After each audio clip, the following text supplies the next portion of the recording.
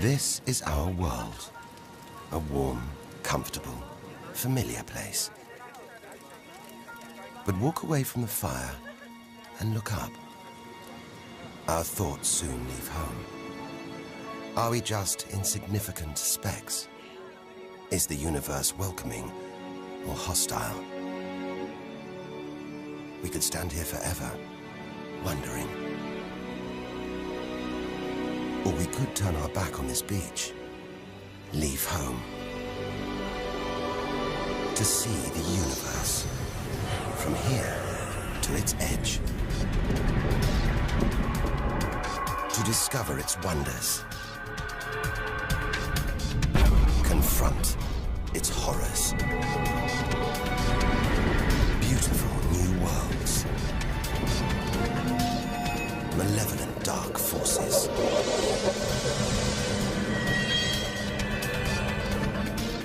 The beginning of time. The end of the world. Would we have the courage to see it through? Or would we run for home? There's only one way to find out.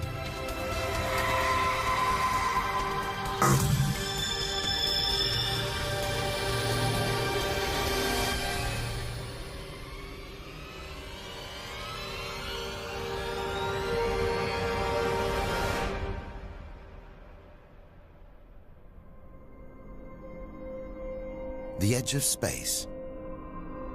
Only 100 kilometers up, just an hour's drive from home. Down there, life continues. The traffic keeps moving, stocks go on trading, and Star Trek is still showing. Looks favorable enough at this point that the race should go. The Blue Jays will be without starter Jim Clancy for a couple of weeks. This morning for beginning Order! Will the honourable gentleman resume his seat? Mr. Ashton. But we have to leave all this behind. To dip our toe into the vast, dark ocean beyond.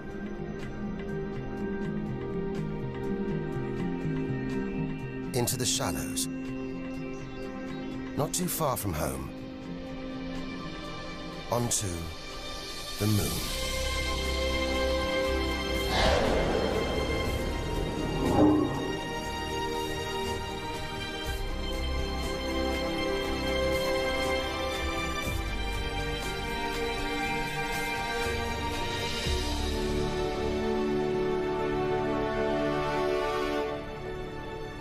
Dozens of astronauts have come this way before us.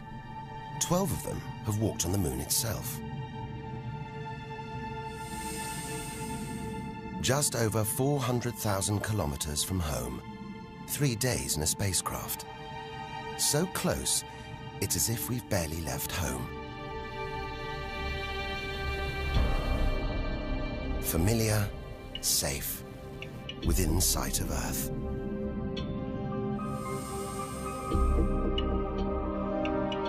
It looks like a deserted battlefield, bombarded by millions of meteoroids and asteroids. But it's quieter now. It's obvious there have been no major collisions for millions of years.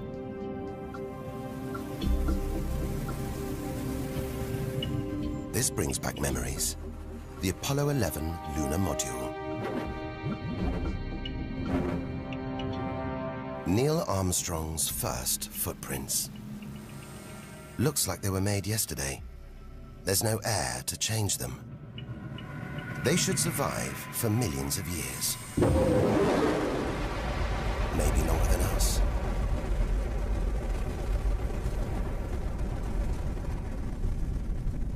Our time is limited. We need to take our own giant leap. Further than any human has ever traveled.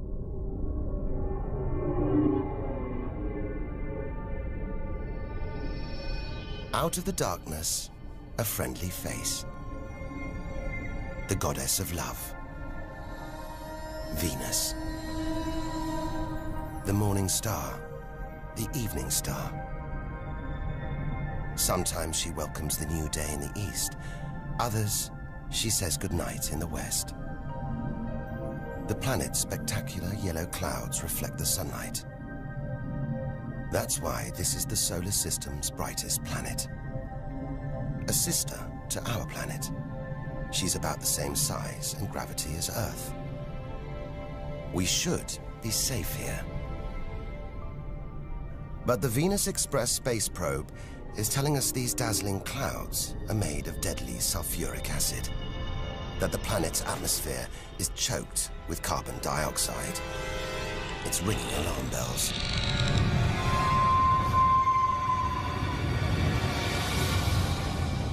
Venus is one angry goddess.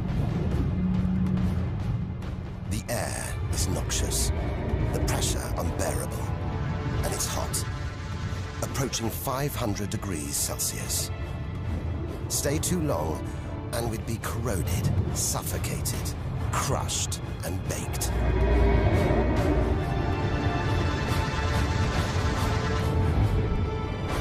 Nothing can survive here. Like this. It's a Soviet Venera robotic probe. Its heavy armor's been wrecked by the extreme atmosphere.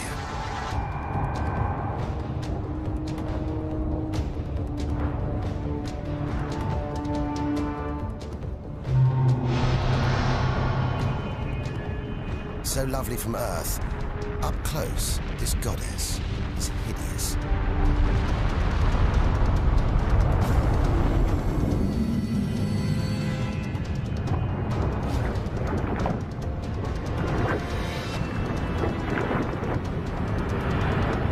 She's the sister from hell, pockmarked by thousands of volcanoes. All that carbon dioxide in its atmosphere is trapping the sun's heat. This is global warming gone wild. Before it took hold, maybe Venus was calm, more like her sister planet, Earth. If that's true, this could be our planet's future.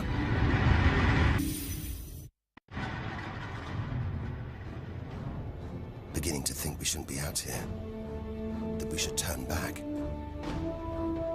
But there's something hypnotic about the sun. Like Medusa, too terrible to look at, too powerful to resist, luring us onwards. On, like a moth to a flame. Dwarfed by, scorched by the sun, it's Mercury. Get too close to the sun, this is what happens. Temperatures swing wildly here. At night, it's minus 170 degrees. Come midday, it's 400 plus. Burnt, frozen, and look at those scars. A sign that Mercury had a violent past. The Messenger space probe is telling us something strange. For its size, this little planet has a powerful gravitational pull. It must be heavier than it looks. It's like a huge ball of iron, covered with a thin veneer of rock, the core of what was once a much larger planet. Maybe a stray planet slammed into Mercury, blasting away its outer layers in a deadly game of cosmic pinball. Whole planets on the loose, destroying anything in their path, even entire planets. And we're in the middle of it. Vulnerable, exposed, small. Everything is telling us to turn back. But who could defy this? The sun, in all its mesmerizing splendor. Our light, our lives. Everything we do is controlled by the sun. Depends on it. And more than that, it's the Greek god Helios driving his chariot across the sky. The Egyptian god Ra, reborn every day. The summer solstice sun rising at Stonehenge. For millions of years, this was as close as it got to staring into the face of God. 150 million kilometers from home, a 20-year journey by plane. Switch it off, and it's so far away, we wouldn't know about it for a whole 8 minutes. It's so big, you could fit 1,000,000 Earths inside it. So heavy, its gravity controls the entire solar system.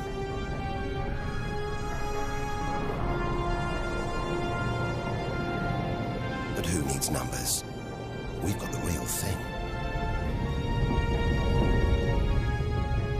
We see it every day, a familiar face in our sky. Up close, it's unrecognizable. A turbulent sea of incandescent gas. The thermometer rises to over 5,000 degrees. Down in the core, it's got to be tens of millions of degrees.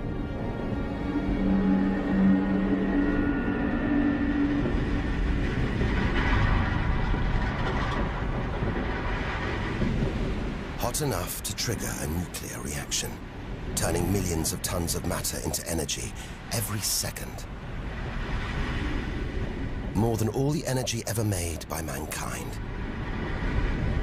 Back home, we see this energy as light, feel it as heat. But up close, there's nothing comforting about the sun.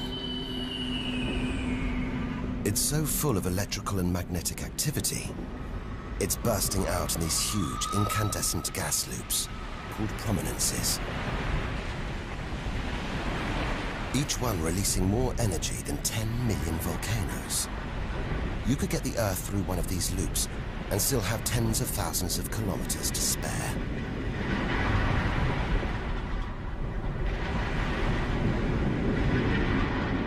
And where they burst through, it's exposing the cooler layers below, making sunspots. They're a fraction cooler than their surroundings. It's why they look black, but they're still hotter than anything on Earth. And they're massive, too. Some of these are at least 50,000 kilometers across.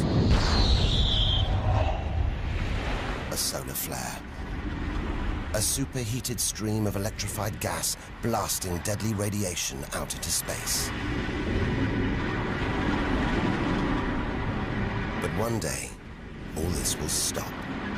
The sun's fuel will be spent.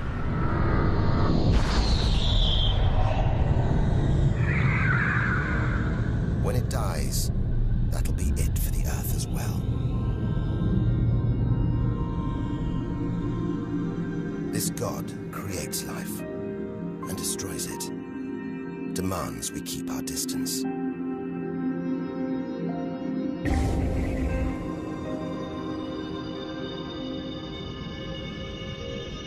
This comet has strayed too close. It's being boiled away by the sun's heat, creating a tail that stretches for millions of kilometers.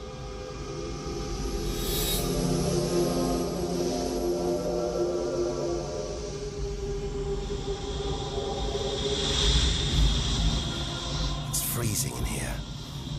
There's no doubt where this comet's come from. The icy wastes of deep space. But look at all this steam, the geysers and dust. It's the sun again, melting the comet's frozen heart. A kind of vast, dirty snowball, covered in grimy tar. Tiny grains of what looks like organic material, preserved on ice since, well, who knows when. Maybe even the beginning of the solar system. Say a comet like this crashed into the young Earth billions of years ago. Maybe it delivered organic material and water, the raw ingredients of life. It may have even sown the seeds of life on Earth that evolved into you and me.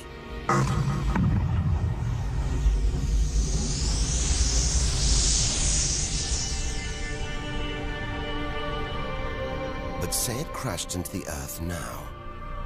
Think of the dinosaurs, wiped out by a comet or asteroid strike. It's only a question of time. Eventually, one day, unless we can find a way to protect ourselves, we'll go the way of the dinosaurs. The Earth is safe. For now. But if life on Earth was obliterated, we'd be stuck out here, homeless, adrift in a hostile universe. We'd need to find another home.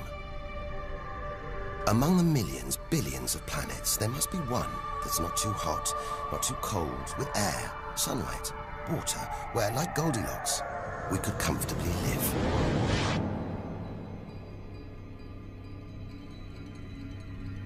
The red planet. Unmistakably, Mars. For centuries, we've looked to Mars for company, for signs of life.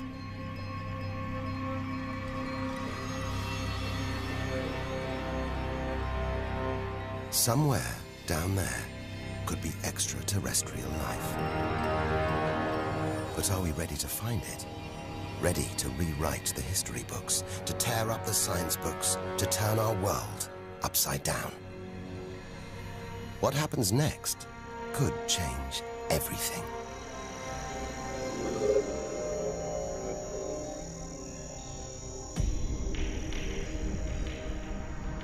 More than any other planet, Mars captures our imagination. Think of sci-fi films, comics. What follows? Martians. It's all just fiction, right? But what if there really is something here? If there is, it's living on a dead planet. The processes that make Earth habitable shut down hundreds of millions of years ago here. Red and dead. Mars is a giant fossil.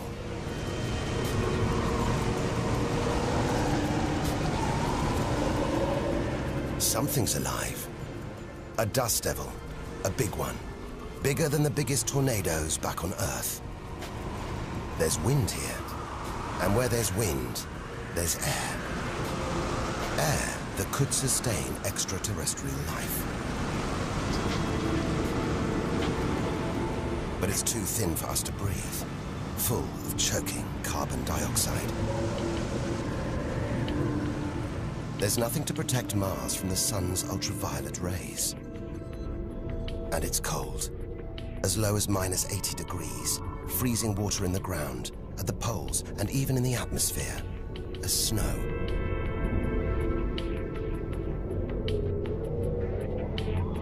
It's hard to believe anything could live here. But on Earth, there are creatures that survive in extreme cold, heat, and even in the deepest ocean trenches. It's as though life is a virus. It adapts, spreads. Maybe we're carrying the virus of life across the universe right now. Even in the most extreme conditions, life usually finds a way. But on a dead planet, with no geological activity to replenish the minerals and nutrients in its soil, no heat to melt its frozen water, and all this dust, it's hard to see where we're going.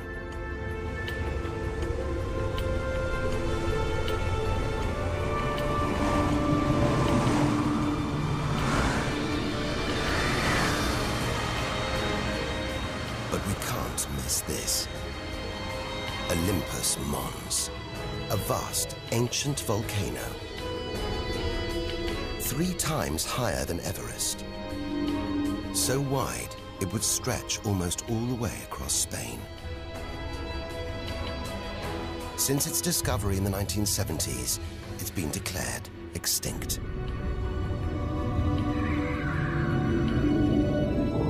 It looks like there's something happening on its slopes. It's as though lava has been flowing. But any lava flows should be long dead, obliterated by meteorite impacts.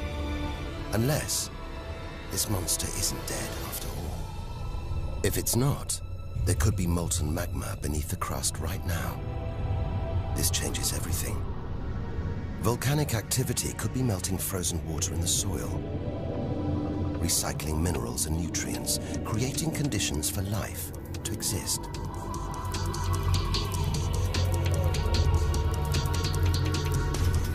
This makes the Grand Canyon look like a crack in the pavement. It goes on and on. So far, it would stretch all the way across North America. But look, signs of activity, erosion, and what looks like dried up riverbeds on the canyon floor. Maybe volcanic activity melted ice in the soil, sending water flowing through this vast canyon.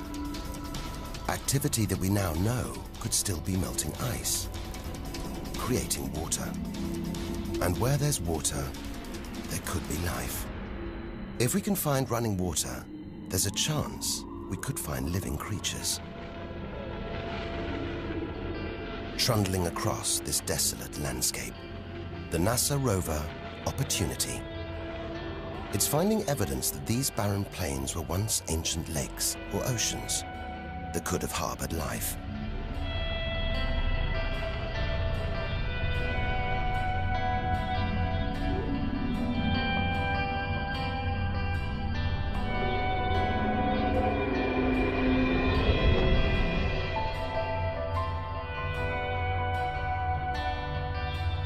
Look at these gullies. When probes orbiting Mars pass over them, they keep spotting new ones. More proof that Mars is alive and kicking. That there may be water flowing beneath the surface, creating these gullies. Water which could be sustaining Martian life.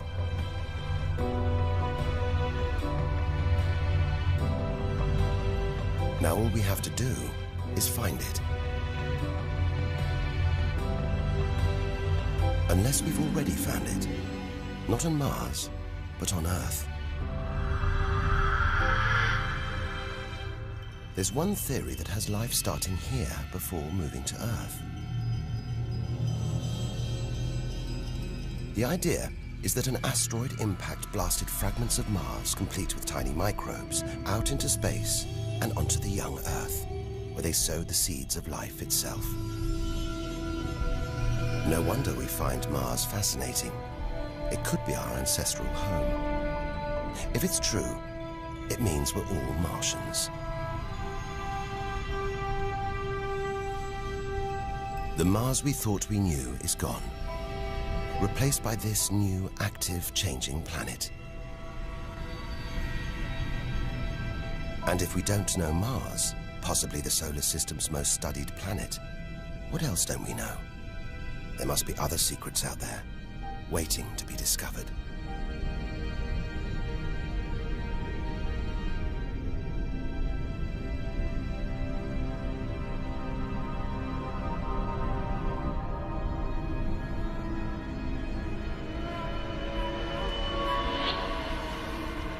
This is getting scary. It's like being inside a giant computer game.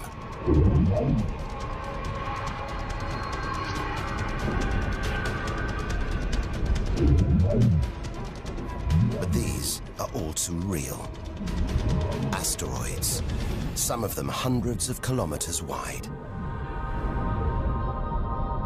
This one must be about 30 kilometers long. And look, perched on it, a space probe. Can't have been easy parking on an asteroid traveling at 80,000 kilometers an hour. It's a lot of effort to investigate some rubble. Rubble that regularly collides, breaking up and raining down on Earth as meteorites. Magical tokens, supernatural omens, and more than that. Turns out it was rubble like this that came together to make the planets, including our own.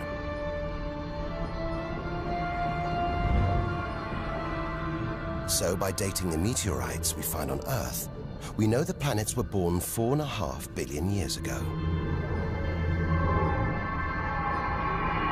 These are the birth certificates of our solar system, of our planet.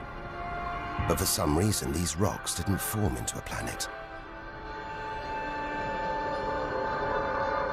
Something must have stopped them. Something powerful.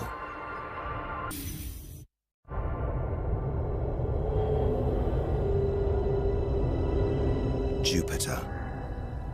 What a monster. At least 1,000 times bigger than Earth. So vast, you could fit all the other planets inside it. Something this big is going to have a major effect on its neighbors. Its gravity is stopping the asteroids from forming a planet. And just look at it. It's stunning. But up close, maybe things aren't quite what they seem. This huge planet is almost all gas. Land here, and we'd sink through its layers, maybe never hitting a solid surface. And Jupiter's good looks, the product of extreme violence. It's spinning at a huge rate, whipping up winds to hundreds of kilometers an hour, contorting the clouds into stripes, eddies, whirlpools. And this, the legendary Great Red Spot. The biggest, most violent storm in the solar system. At least 3 times the size of Earth. It's been raging for over 300 years. All those churning clouds have sparked an electrical storm. Just one bolt is 10,000 times more intense than any at home.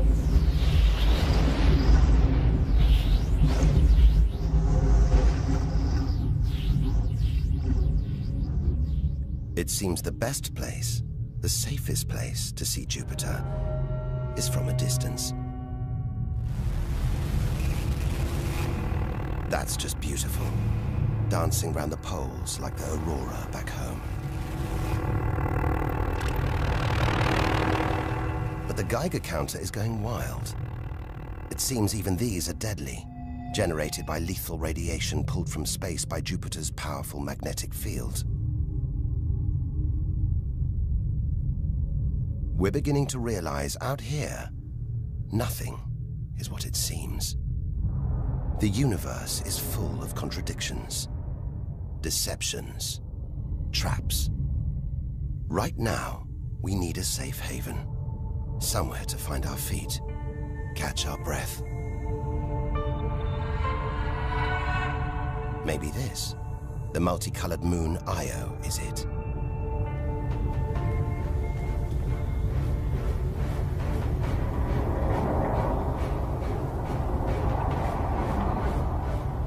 Those pretty colors, a molten rock, sulfur, volcanoes, spewing burning hot ash and sulfur hundreds of kilometers into the air. This is no safe haven. This is the most volatile place we've seen since the sun. Our magical journey to the edge of the universe is turning into a desperate flight. We've got to keep believing, hoping that amidst the dangers, there are wonders waiting to be discovered. 650 million kilometers from home. What a weird-looking place. And yet it looks strangely familiar.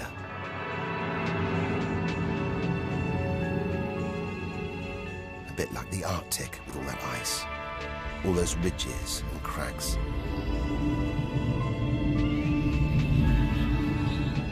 This is Europa, and maybe, like the Arctic, this ice is floating on water, liquid water.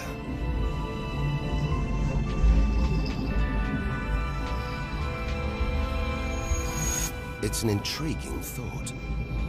But we're 800 million kilometers from the sun. Surely Europa is frozen solid.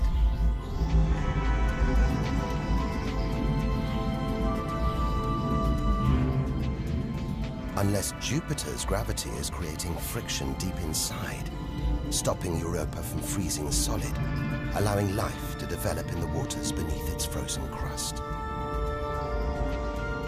We might be meters away from aliens. from a whole ecosystem of microbes, crustaceans, maybe even squid. The only thing between us and the possibility of alien life, this layer of ice. But until we send a spacecraft to drill through the ice, Europa will remain one of the solar system's greatest mysteries.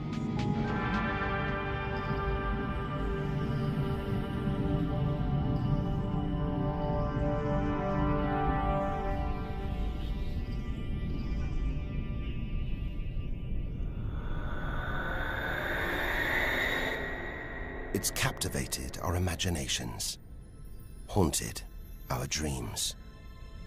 And here it is, spinning before our eyes. Saturn, the jewel in the solar system's crown. Seeing it makes everything we've experienced worthwhile. There's something magical about Saturn. A giant ball of gas, so light it would float on water. Its spectacular rings would stretch almost from Earth to the Moon, but they're just a few hundred meters deep.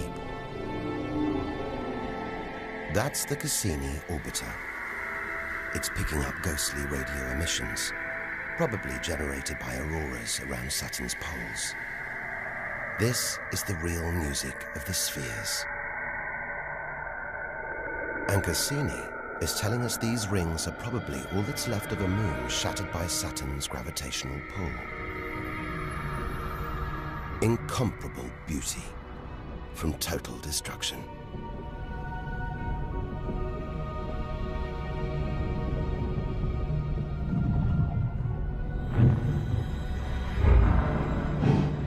Billions of shards of ice, some as small as ice cubes, others the size of houses. They collide, break apart, reassemble. It's like a snapshot of our early solar system, as dust and gas orbited the newly born sun, and gravity worked its magic, pulling the lumps together until from debris like this, our home emerged.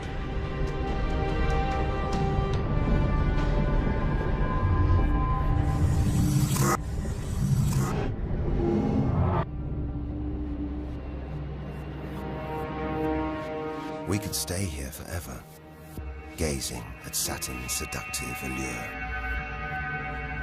But we have to drag ourselves away. We've got so much further to go, so much more to learn. Which isn't easy when the largest object in sight is this moon, wrapped in thick clouds. Titan.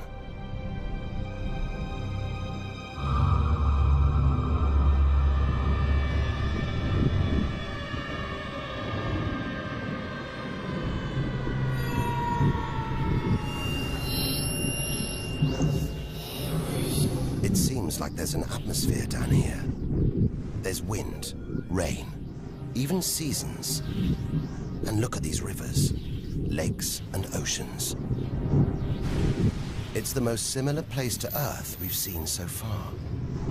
Maybe it was worth tearing ourselves away from Saturn after all. Except that's not water. That's liquid natural gas. There must be hundreds of times more natural gas here than all the Earth's oil and gas reserves. If we could get it home, it could power our cities, fuel our cars for thousands of years. Or maybe, one day, we could use it here to fuel a colony. Assuming there isn't life on Titan already. The Huygens space probe, dropped onto Titan's surface from Cassini, is here to find out. It's telling us there are organic materials in the soil, but it's so cold, minus 180 degrees. There's no way these could come together to form life. Unless Titan warms up. The sun is predicted to get hotter. When it does, maybe life will spring up here, just like it did on Earth billions of years ago. As the Earth gets too hot for us, maybe we'll move to Titan. One day we might call this distant place home.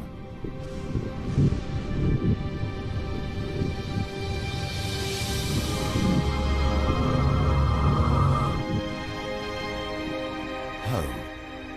We're at least 1 billion kilometers away now. Beyond this point, we lose visual contact with the Earth. We're standing on a cliff, looking out into the solar system's mysterious outer reaches. If we want to understand the universe, to reach its edge, we have to jump. Unseen from Earth, unknown for most of history, we're in the solar system's outer reaches. It's like diving down into the deep ocean.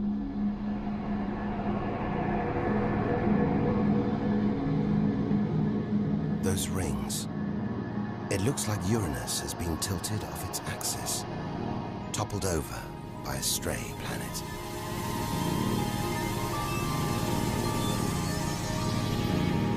It's eerie out here. Already beginning to feel small, lonely. Maybe this is how we'll feel, what we'll find at the edge of the universe. But we've barely left the shore. Shrink the Earth down to the size of a pea. We've traveled less than 2 kilometers. But to reach the edge of the solar system, we've got to travel another 20,000 kilometers. Out of the deep, another strange beast. The god of the sea, Neptune. This giant is swathed in methane gas. And look, a storm the size of Earth, whipped up by savage 1,500 km/h winds. Back home, it's the sun that drives the wind, but Neptune's too far away. Something else must be creating these ferocious winds, but nobody knows what. Our solar system is huge. It's alarming how little we really know about it.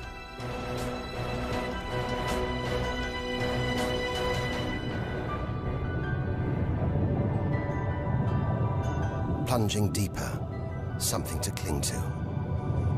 After all those balls of gas, a solid moon. Triton. Solid, but not stable.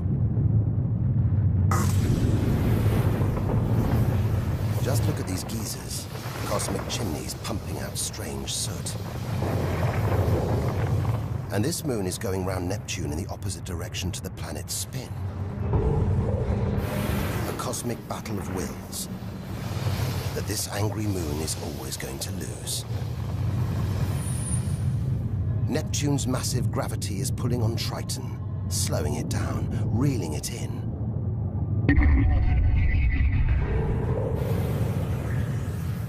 One day, it'll be ripped apart by Neptune. And that's it. No more moons, no more planets to see in our solar system. It's getting colder. We're getting further from the sun, slipping from the grip of its gravitational tentacles. But look at all this. It's not a void. It's teeming with frozen rocks, icy spheres, like Pluto. Until recently, it seemed Pluto was alone. Beyond it, nothing. We were wrong. More frozen worlds. Discoveries so new, nobody can agree what to call them. Plutinos, ice dwarfs, cubanos. Whatever the name, the implications are the same. Our solar system isn't the neat model we thought it was. Over 13 billion kilometers from home, the most distant thing ever seen to orbit the sun, another small icy world called Sedna, discovered in 2003. Its orbit takes 10,000 years and sends it 130 billion kilometers from the sun. Hang on. There's something else out here. 16 billion kilometers from home, the space probe Voyager 1.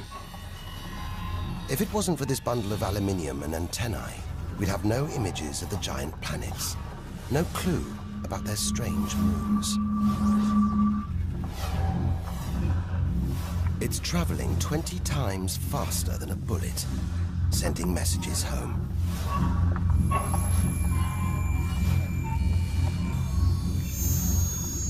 And look, on its side, that gold panel, a kind of intergalactic message in a bottle. There's a greeting recorded in different languages.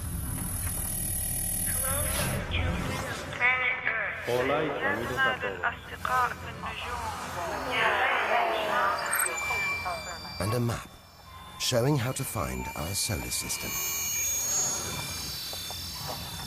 But if you're in the jungle, is it wise to call out? Anyone, anything could hear our call, find out where we live, and come knocking. Friendly or not. A cloud of cosmic icebergs stretching for what seems like forever. They look like the comet we saw earlier. Maybe it started life out here, until something dislodged it, sending it towards the sun, just like the comets that may have planted life on Earth billions of years ago. And seeing all this ice, maybe they carried water to Earth too. It's an astonishing thought. The water in the oceans, in your coffee, even in your body, all from this distant celestial ice machine.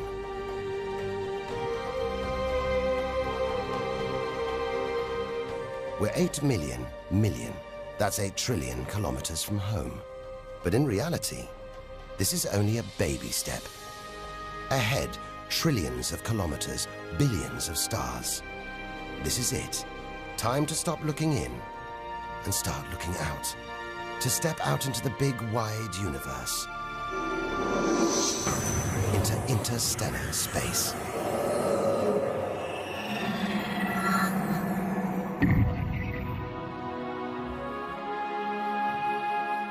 Interstellar space. Far beyond our solar system. What a view. Billions of stars like our own sun, many with planets, many of those with moons.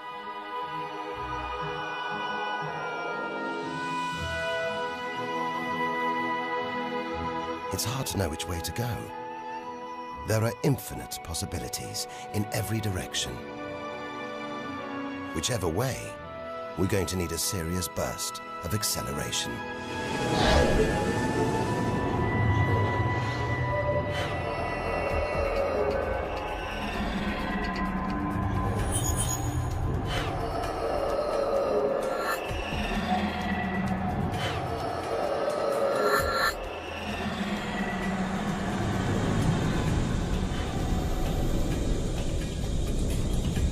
$40 trillion kilometers from home. 150,000-year ride in a space shuttle. And we've only just reached the first solar system after our own. Alpha Centauri. Not one, but 3 stars. They're spinning around each other, locked in a celestial standoff. Each star's gravity attracting the other, their insane orbital speed keeping them apart.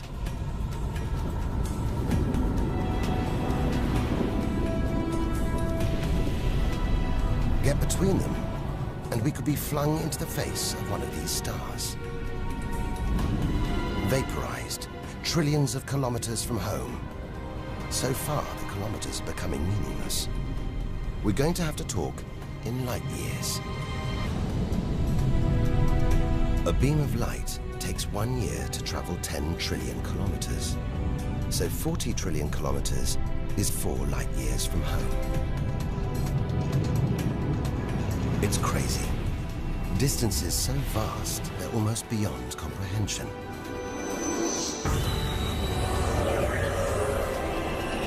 And exciting. Who knows what strange worlds lie ahead? What we'll discover when, if we reach the edge of the universe.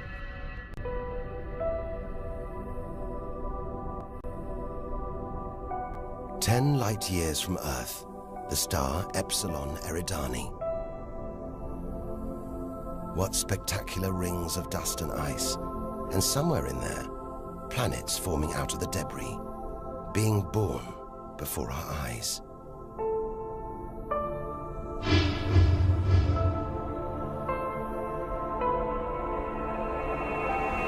Asteroids and comets everywhere.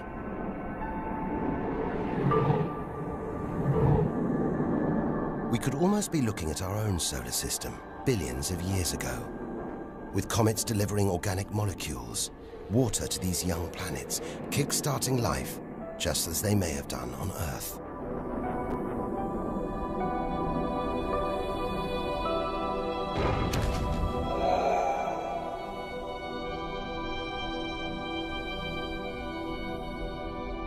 At the center of all this action, a star smaller than our sun.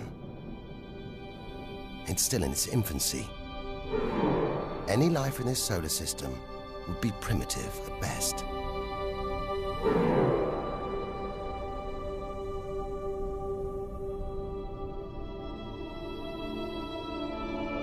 There must be more mature, developed solar systems out here.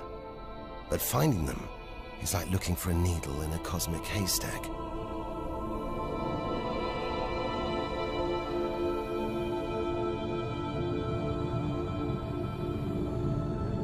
"20 light years from Earth. Star Gliese 581.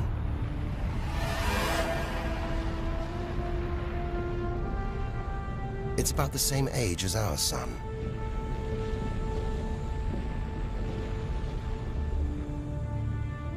And orbiting it, this planet.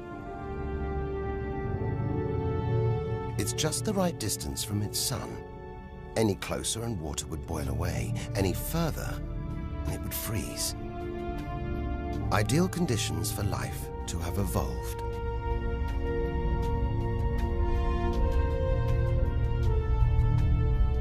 And if comets have struck, delivering water and organic materials, then life, complex beings like us, even civilizations like our own, could be down there, right now. And if there are, even at this distance, they could be tuning into our TV signals, watching shows from 20 years ago. And here's your host, Joe Jackman. But until future generations can find a way of communicating over these vast distances, all we can do is speculate. Us and them, living parallel lives, unaware of each other's existence. Unless life has been and gone.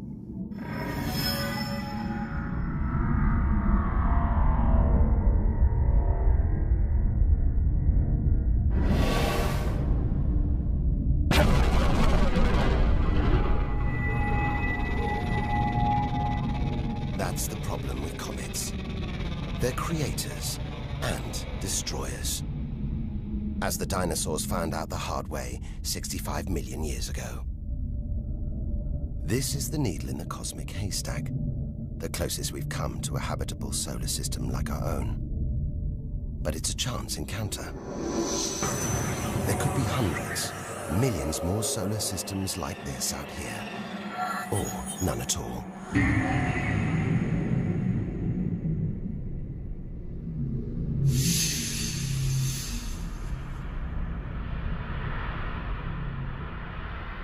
This is vast. And look, it's the planet Bellerophon.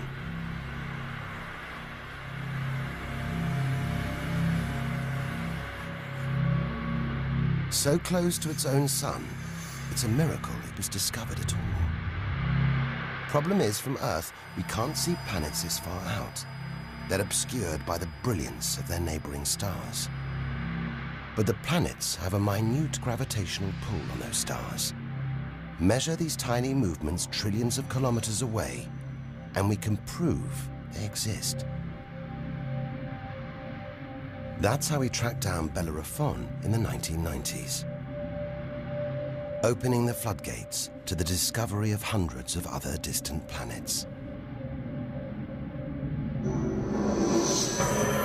65 light years from Earth. Tune in on this bright star, and you'd pick up TV signals from Hitler's Berlin Olympics.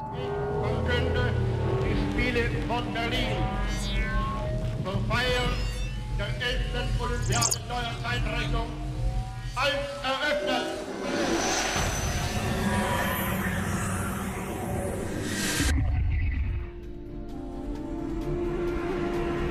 Twin stars. It's Algol, the demon star, feared since ancient times on account of its sinister behavior. From Earth, it appears to blink as one star passes in front of the other. Up close, it's even stranger. One star has expanded into the gravitational pull of the other. It's being sucked towards it. Almost 100 light years from home. Listen. One of the first ever radio broadcasts. Just a faint whisper. We'd appreciate it if anyone hearing this broadcast would communicate with us. We are very anxious to know how far the broadcast is reaching. And then silence. From here on out, it's as if Earth never existed. Any aliens living beyond here will have no idea we're there. It feels like a lifetime ago we stood on that beach, looking up at the sky, wondering where and how we fitted in. It's time to appreciate the wonders we're seeing, not just for what they tell us about our own world. It's what they can tell us about the whole universe, its past and its future.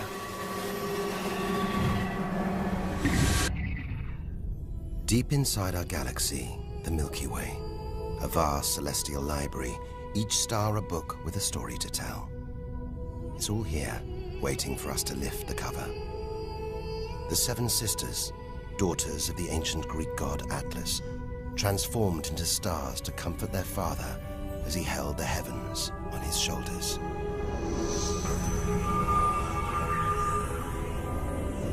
And this giant, Betelgeuse.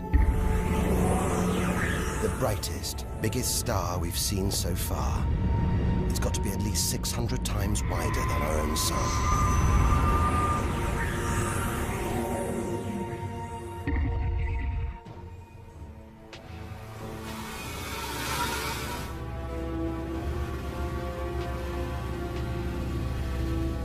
But this, it's not a star.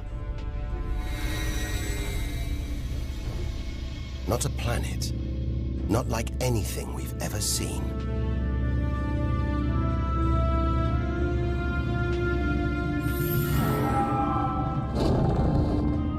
A ghostly spectre, more than 1,300 light years from Earth. Orion's dark cloud. Dust and gas, so dense it's shrouding us, shutting us off from the universe outside. There, deep inside, a ball of light, pulling the dust and gas towards it, heating up, merging into a ball of burning, hot gas. Like a star, like our sun, in miniature. It's millions of degrees inside it. So hot, it's beginning to trigger nuclear reactions, the kind that keep our sun shining. Making energy, radiation, light. A star is being born.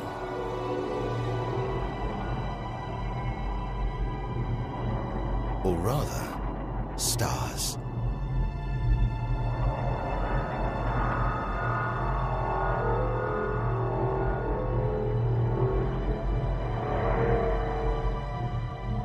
Orion's dark cloud is a vast star factory.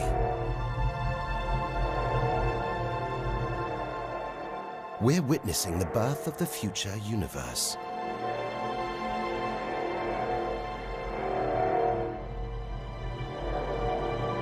We've come to expect hostile horrors, but we're discovering one of the universe's greatest creative wonders: star birth.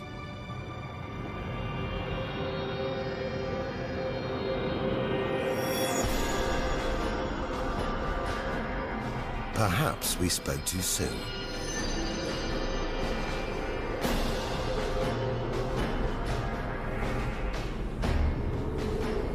Jets of gas, exploding outwards at 200,000 kilometers an hour,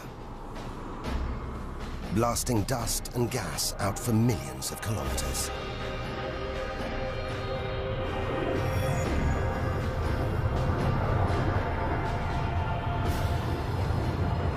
It's unbelievably violent, but look at the results. It's beyond words.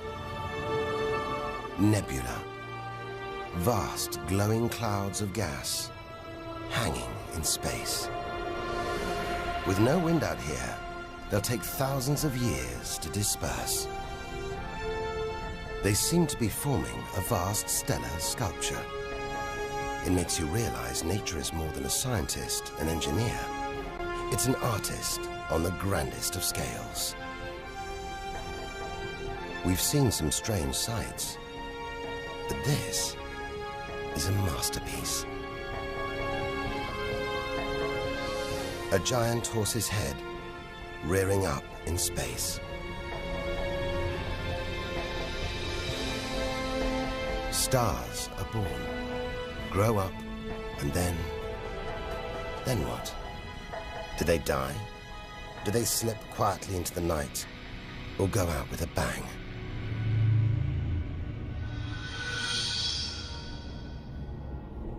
Somewhere between here and the edge of the universe lies the answer. Nearly 4,000 light-years further, luminous clouds suspended in space, encircling what was once a star like our own sun. All that's left of it are these brightly colored gases. Elements formed by nuclear fusion deep inside the star, released into space on its death. Green and violet, hydrogen and helium, the raw materials of the universe. Red and blue, nitrogen and oxygen, the building blocks of life on Earth. For us to live, stars like this had to die. The oxygen in our lungs, the nitrogen in our DNA, it was all produced by nuclear fusion in stars that died long before the Earth was even born. We are made of stellar nuclear waste. Our family tree begins here.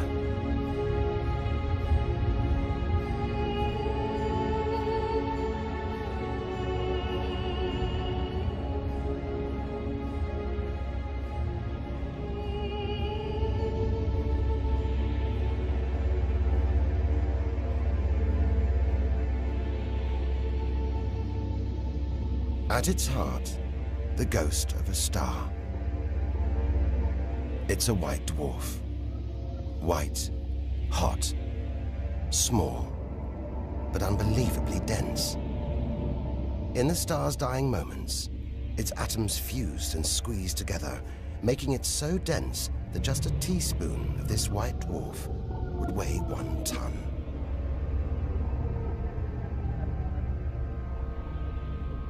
It's a chilling premonition of our sun's fate. 6 billion years from now, it'll become a white dwarf.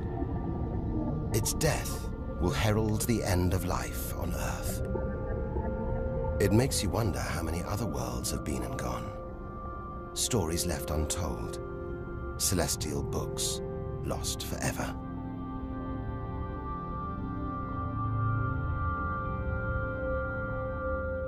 But the greatest story of them all is still to be told. We must go back through time to the very first chapter to tell the story of how the universe began. The scattered remains of a dead star. A nebula. The Crab Nebula. We're 6,000 light years from home, deep inside a stellar graveyard. We've learned so much, seen things we'd never have believed possible. Now, sights like this, wonders once beyond imagination, we take in our stride. We're ready. Ready to face whatever lies ahead. Determined to reach the edge of the universe. It looks dead, but maybe this is just the calm after the storm, after a massive explosion, powerful enough to turn a huge star into a cloud of dust and gas, a supernova.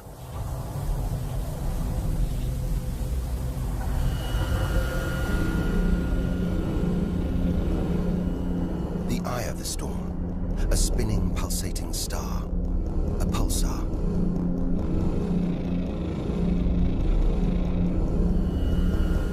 Gravity must have squeezed the giant star's core down to this. It's just 20 kilometers across, unimaginably dense. One pinhead of this would weigh hundreds, maybe millions of tons. As it shrank, like a figure skater spinning on the spot, arms outstretched, then pulling them in, it began to spin faster. Two beams of light, energy, radiation, spinning 30 times a second, powering the huge cloud of dust and gas. There's so much radiation here, more even than on the sun.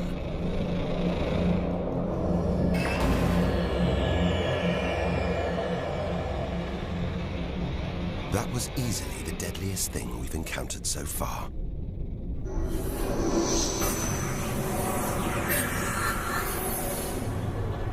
Once, it would have terrified us.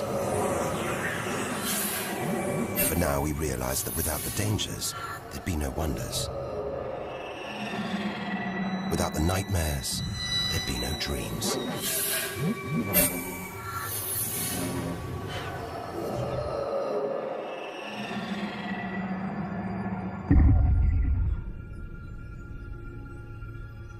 Getting a strange sensation. A feeling, as though there's something bad out here. A malevolent presence. The one thing we didn't want to encounter. Impossibly black, blotting out the stars behind it. We are staring into the face of extinction. The remains of a giant star. A black hole. Instead of contracting to a white dwarf or a pulsar, it just kept on going.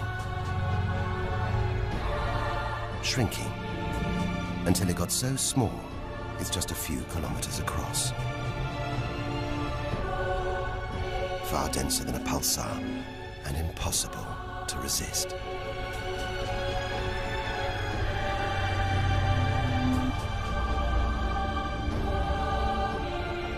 Stray too close, and there's no turning back. No time, no space. All the rules of physics collapse.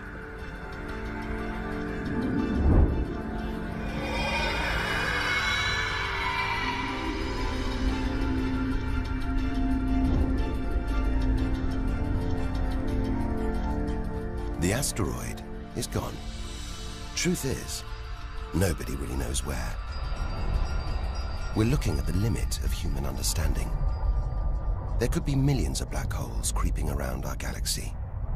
More perhaps than all the stars in the sky. But we wouldn't see them until it was too late.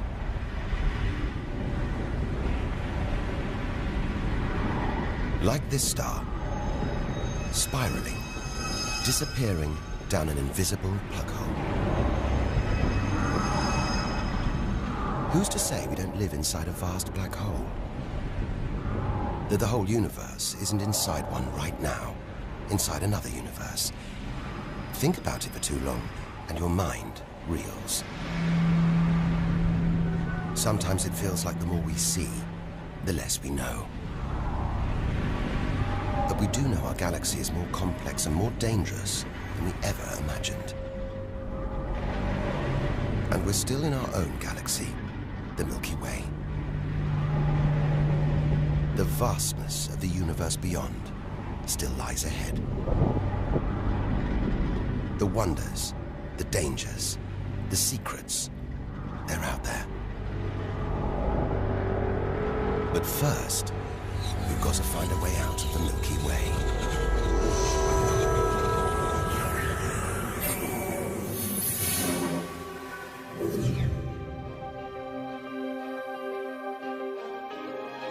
"7,000 light years from home, still deep inside our own galaxy. It's as though we're in a forest thick with trees, each so beautiful, so fascinating.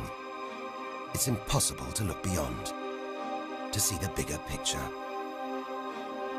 We have to find a way through, reach the clearing at the galaxy's edge. Only then can we begin to understand where it and we all began. But faced with sights like this, it's hard to leave. A colossal glowing cloud topped by these great towers of dust. The pillars of creation. Like a gateway into the far galaxy. Both pillars studded with tiny protrusions. Embryonic star systems. Each one the size of our solar system. Another monument to nature's astonishing creativity. We have to ignore its captivating beauty, its siren song, tear ourselves away, in order to carry onwards towards the edge of the galaxy.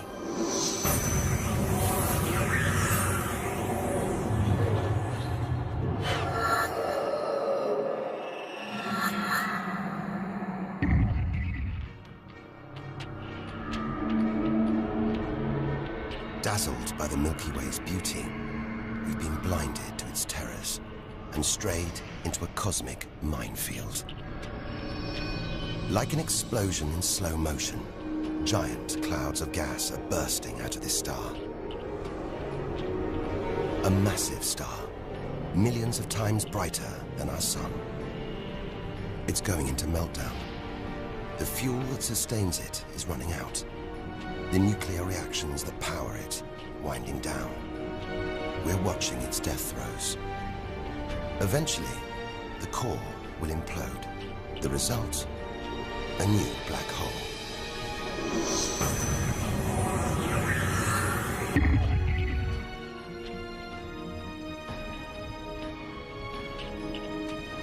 An even bigger, dangerously unstable star.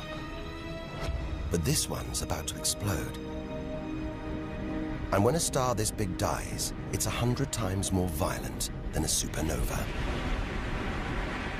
Somehow we've stumbled into the most violent star death imaginable. A hypernova.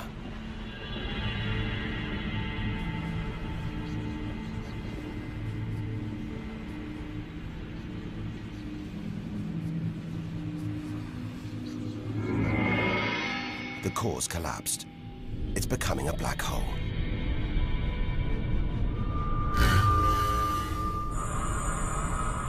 And that's the shockwave, surging through the star, ripping its outer layers into space.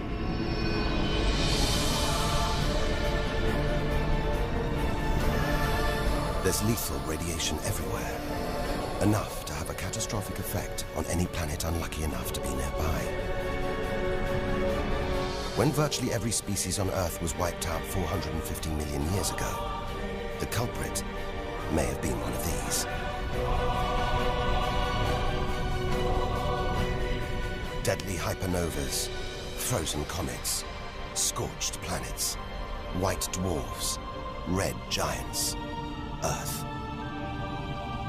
tiny drops in a vast pool of white light. Our home galaxy, the Milky Way. We want to know where we fit in. Here's our answer.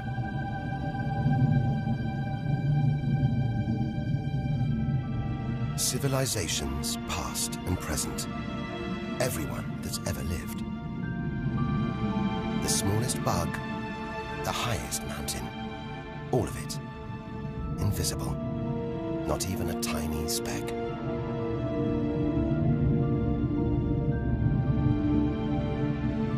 Our home is a minor planet of an insignificant star. If it disappeared right now, who or what would even notice? And yet, so far we've found nowhere else we would rather live. Nowhere we could live. It's only now, far from home, that we're beginning to truly appreciate it.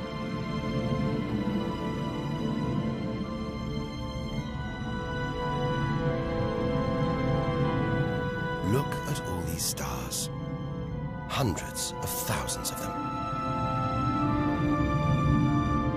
Surely one of these, more than one, must be capable of supporting life.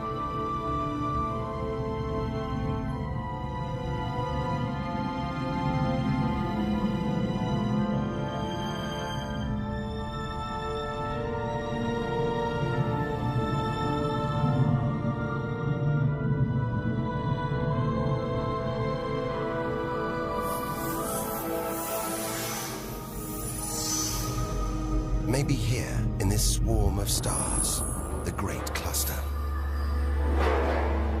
Back in the 1970s, astronomers sent a message in this direction, detailing the structure of our DNA and our solar system's location. But it's so far from home, the message won't arrive for at least another 25,000 years. We haven't found alien life yet. But neither have we found any reason to believe it isn't out here, somewhere. There's an equation, devised to estimate the number of other advanced civilizations. Crunch the numbers, and the result is shocking. There could be millions of civilizations, just in our own galaxy.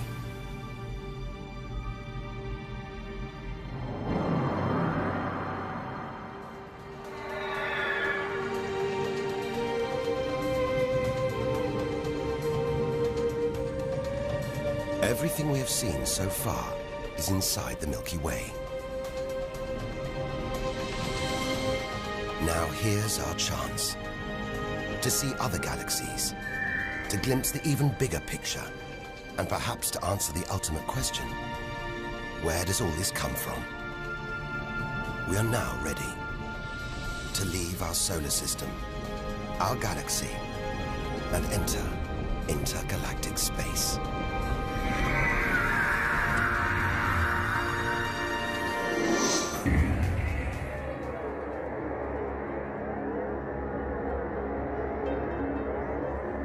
Beyond the Milky Way, through the vast expanse between galaxies, against all the odds, we've made it to intergalactic space.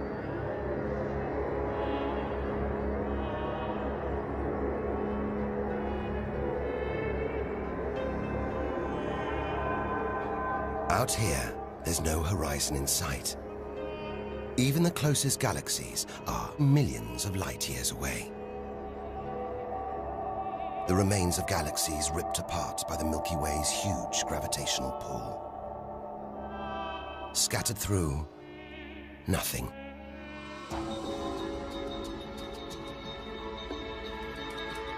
This is as close as the universe gets to a perfect vacuum. But even this isn't totally empty. There are thin wisps of gas, fine traces of dust, and something else. Dark matter. So mysterious we can't see it, feel it, taste it, touch it, or even measure it. Yet so common, it could make up over 90% of all the matter in the universe. If dark matter does exist, it means there's no such thing as empty space. Even out here, we're surrounded by matter. We only know it exists because of the strange hold it exerts on galaxies, like this one, the Large Magellanic Cloud.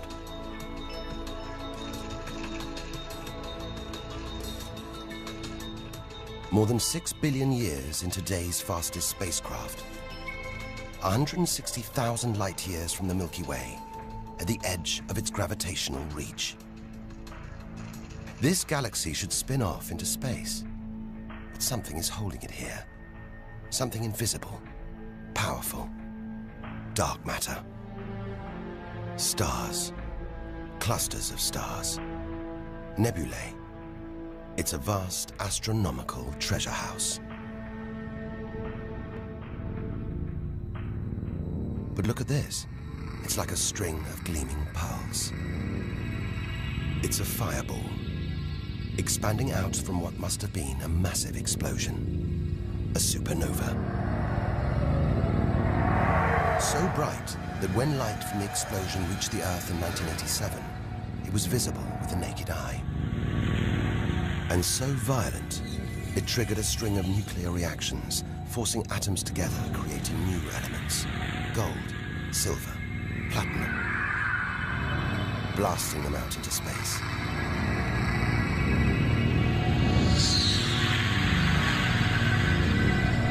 The gold in the ring on your finger was forged in a massive supernova like this, trillions of kilometers away, billions of years ago.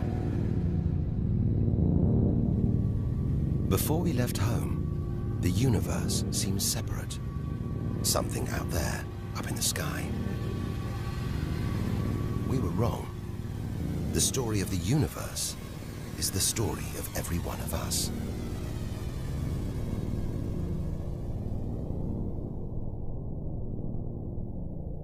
It's comforting to remember as we venture through this abyss. Further and further.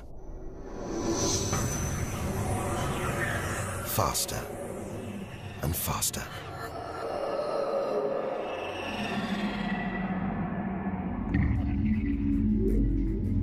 The Andromeda Galaxy, 2.5 million light-years away. It's moving through space at nearly 1 million kilometers an hour. Everything in space is moving apart like shrapnel from an explosion. We're seeing this galaxy as it was when our ape-like ancestors first walked across the African plains.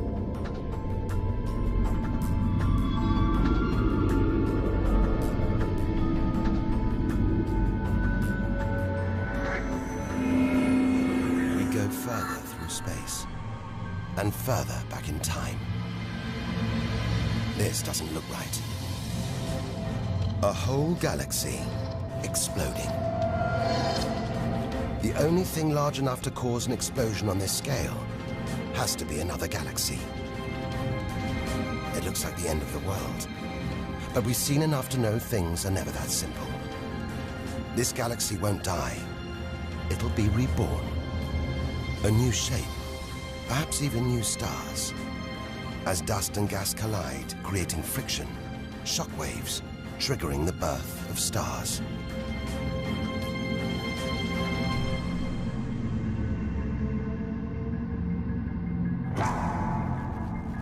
There's order in this chaos, a pattern behind the infinite variety, an endless cycle of birth and death, creation and destruction.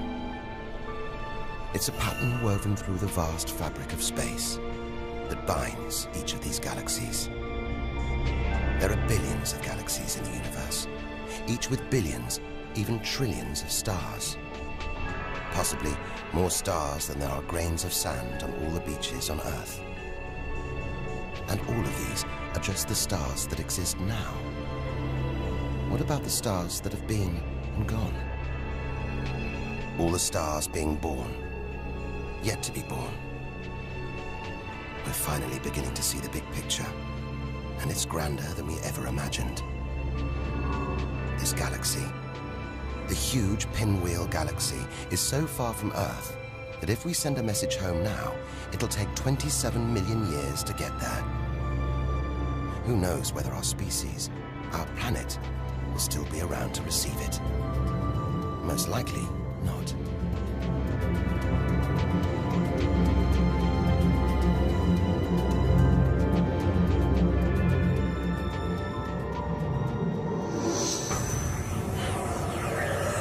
We travel on, back through time. Past the point where the dinosaurs were wiped out. Past the moment where the first creatures clambered onto land.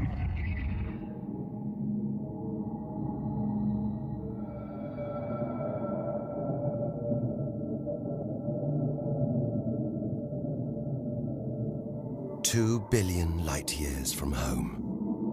Closing in on the edge of the universe, going back to the beginning of time. This isn't a galaxy. It's brighter than hundreds of galaxies put together. A blinding beam of energy bursting out for trillions of kilometers. Something this big, this bright, must be incredibly powerful.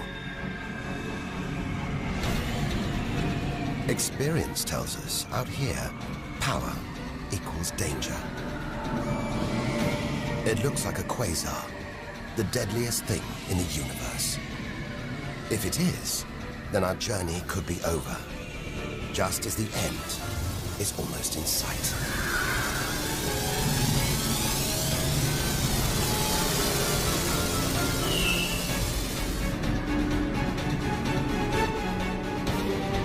The deadliest, most powerful thing in the universe. A quasar. A swirling cauldron of super-hot gas, brighter than hundreds of galaxies.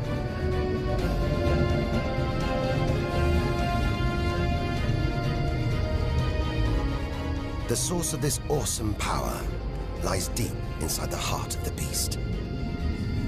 A heart of darkness. A supermassive black hole, as heavy as 1 billion suns.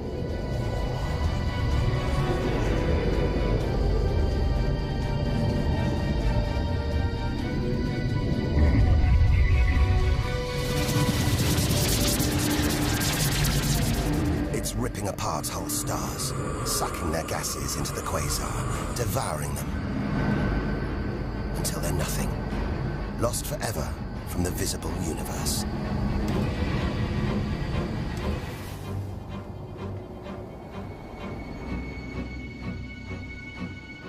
We've seen the worst the universe can throw at us, the most powerful and destructive forces the universe produces. Now it's on to the very edge of the universe. It's almost within reach.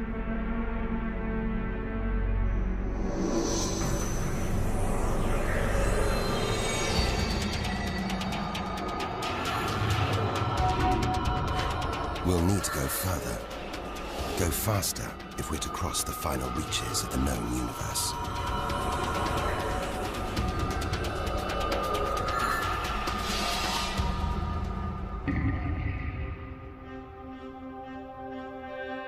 Eight billion light years from home. More galaxies. But these look different. Ragged, small, close together. We're so far back in time, we're seeing these galaxies as they were before the Earth was even born. They're still young, still growing. We're getting closer to where and how it all began. 12 billion years ago. Look at the galaxies now. They're more like primitive plankton floating in a vast, dark ocean.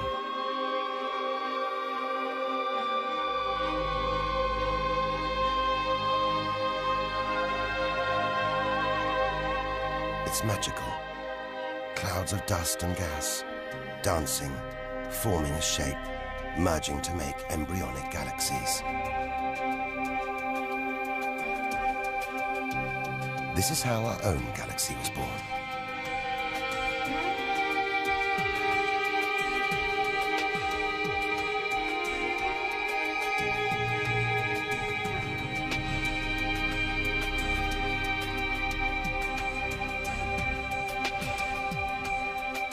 They're disappearing. We've gone back before the stars were born. Into a cosmic dark age. And before that, light. The afterglow from a massive explosion. The explosion which created the known universe.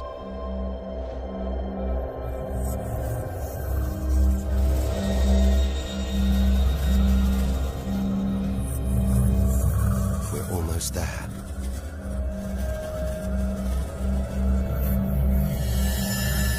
This is it. We've made it. The edge of the universe. 130 billion trillion kilometers from home. 13.5 billion years ago.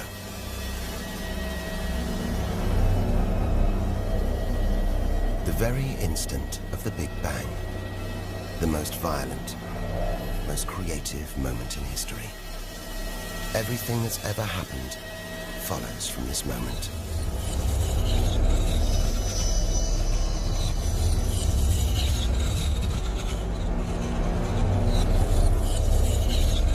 Every religion, every culture has pondered it.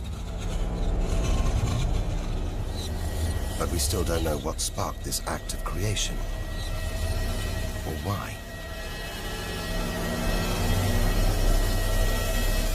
This is where our journey ends, and the universe begins.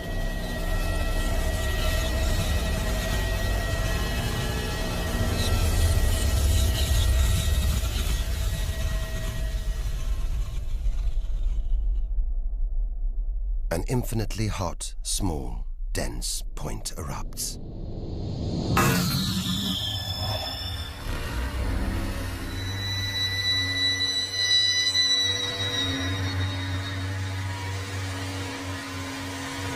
Creating space, time, matter, our universe itself. First, it's the size of a subatomic particle. The tiniest fraction of a second later, it's big enough to hold in the palm of your hand. Moments later, it's the size of the Earth.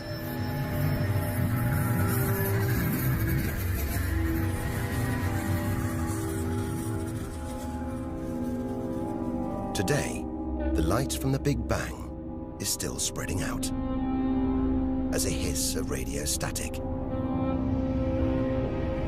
Your TV aerial picks it up. You can see it as static on an untuned TV.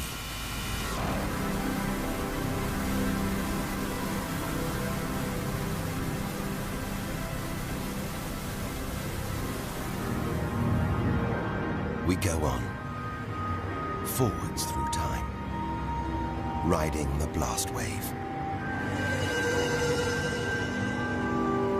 All the things we've seen on our journey are sparks flying out from the Big Bang. Galaxies, stars, planets, all just debris.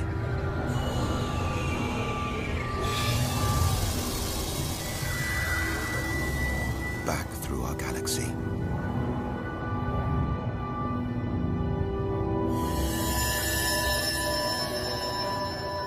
Our solar system. Until we reach another cooling cinder, swirling in the afterglow of the Big Bang. The Earth.